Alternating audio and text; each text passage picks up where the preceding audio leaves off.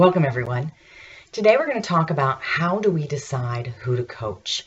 This is a follow-up to my webinar called Good Coaching Gone Bad that was featured on the Sales Experts channel. You can still find it out there and hopefully you'll find a link here nearby. I want to dig a little deeper into deciding who to coach and how often on your teams, because the number one coachastrophe is that as managers we do not have enough time for coaching. Well, one of the ways to alleviate that is to not try to coach the team equally. What we're going to do is rate our reps, and then we're going to figure out how often we coach each one of them. You'll see a little chart behind me. It's the normal or the bell curve. On any given team, no matter how big, our reps are going to line up in a distribution. About 15% of our reps are going to be on the high side, the A's. These guys consistently outperform quota. There's no guess who your superstars are. On the flip side, I'm going to go to the D's next. And by the way, that's because it's easier. Start with the high and the low and then fill out the middle. So write down the reps on your team that you know are your A's. Now ask yourself, who are the D's? The D players pretty much consistently underperform quota. Consistently is a key. Your D players also have both a skill and a will issue. These are the folks who've got a bit of a bad attitude. They're the thorns in your side. Do not spend all your time coaching these people. That's a waste of your resources. HR is going to have a problem with this. Just send them to me.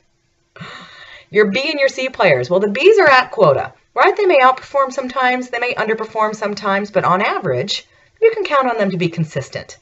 They're going to be a good third of your team. So if you've got a team of 10 to 15, you're looking at, how many is that? I can't actually do the math in my head live right now. How sad is that? You're going to have 1 or 2 A's. You're going to have 5 probably B's, maybe another 5 C's, and 1 or 2 D's. All right, anybody checking the math, you can actually put a comment in about the correct math because it's really sad I couldn't take my shoes off in time to get that number. All right, your C players.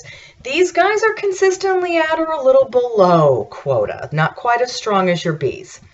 Now, I want to urge you to not look at your B and C players as a problem. We need to embrace those folks on our team because they will always make up the majority of our team. Look at the normal curve. That's okay. We're not going to turn all of our players into A players. It just doesn't happen. By the way, once we do, they're going to get promoted and go off and go in different directions anyway. We all know inside sales has the average lifespan of a rep of around 2 years. So why are we coaching? Well, keep those A's outperforming to move the B's to A's, the C's to B's, the D's up or out. And that leads us to our other category, the N reps. Those are your newbies. It's not fair to call them D's just because their numbers are by the D's. They're new. We don't know where they're going to fall yet. And that means they get a pretty high priority for coaching as well. So now that you've ranked your team and you understand who's who out there, who do you coach first? The number one priority is your B players. If you can get your B players performing just 10-15% better this month, what's that going to do to your quota?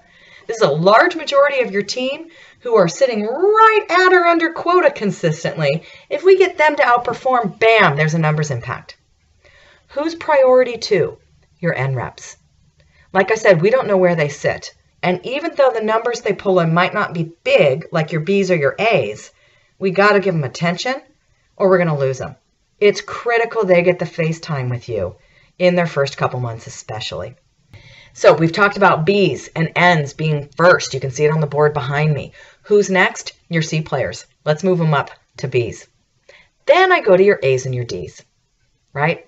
Does that make sense to everybody out there? The A's don't need it. Sometimes they don't want it and they resist it, but they still need some face time, right? And the D's have to decide to play. They have to decide that they want that development. Don't give them your time until they're giving you equal effort. So how often is often enough? Gosh, that depends, guys. It's going to depend on how busy you are, if it's end of month or end of quarter, if you're killing it, if you're not killing it, how many other things came up. I don't have to describe the demands on your time. You get it. Here's my recommendation. Shoot for twice a month with your number one priority. That's your B's and your N's. By the way, try scheduling them into the middle 2 weeks of the month.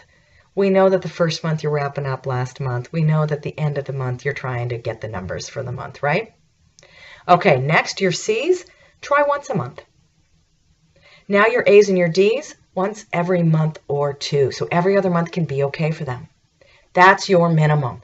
I'd like to see you sign up for that, communicate it, block it in your calendars to make it happen. And then if you can do more, fantastic. But let's get these locked into Outlook. Send those meeting invites to your team as well after you tell them what it's for. Otherwise, they're just getting a meeting invite to meet with their boss, which means they'll be scared they're going to lose their job, right? And then keep that appointment. Come hell or high water, keep that appointment. The fastest way to getting a rep disengaged is to no-show or cancel our meetings. And I got to tell you, I see it time and time and time again. They want that FaceTime. So let's carve out a plan to give it to them. One other best practice tip I have for you is do this with a buddy.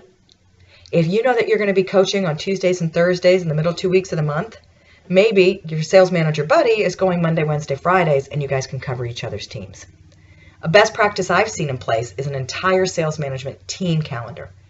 We know when everybody is committing time to call coaching, we're not only covering for their teams, but the director knows not to be asking for last-minute reports or scheduling meetings during that time.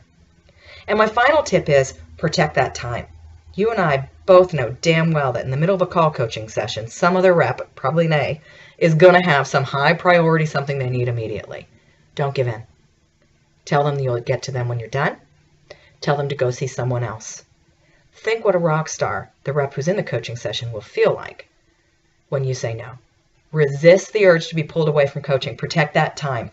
And prioritize your time by spending the most time and prioritizing first the key reps.